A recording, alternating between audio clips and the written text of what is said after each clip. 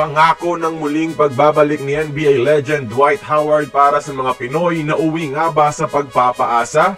At tigil muna kay Bronny dahil Lakers may planong big man na kukunin na tiyak magpapalakas sa kupunan sa NBA draft. Pero bago natin pag-usapan, palike naman ang ating video bilang suporta.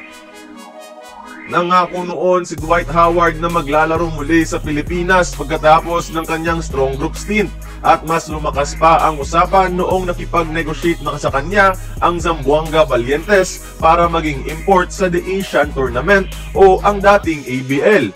Anya dito noon, 70% done na daw ang deal, pero gulat ang lahat ng piliin ni Superman ang team ng Taiwan na Mustangs. Akala ng lahat, matik na sa Pinas si Howard. Pero di rin natin siya masisisi dahil may strong connections din siya sa mga Taiwanese nang maging beloved import siya sa kanilang liga. At isa pa, business decision ito dahil hindi lang import ng Mustangs si Howard, kundi part owner na rin mismo.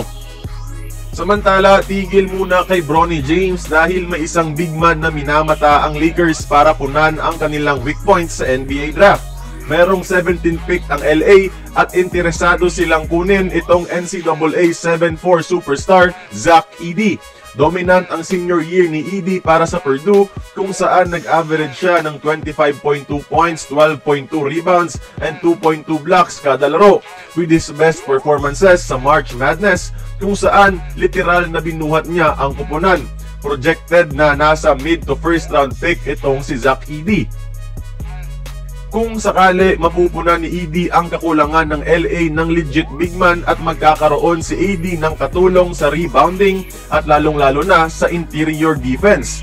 This will move Edey back to power forward kung saan may freedom siyang gumalaw offensively at defensively. Role player duties magiging trabaho ni Edey if ever. Pero ang impact niya tiyak mapapakinabangan talaga ng purple and gold.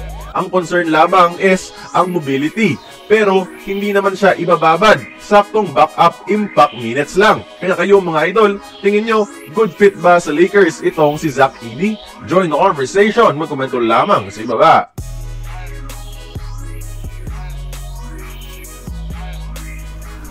Kung nagustuhan mo ang ating video, please like, share, and subscribe. I-follow mo na rin ang ating social media platforms for more exclusive sports content. Until then, this has been Courtside Buckets. See you on the next one.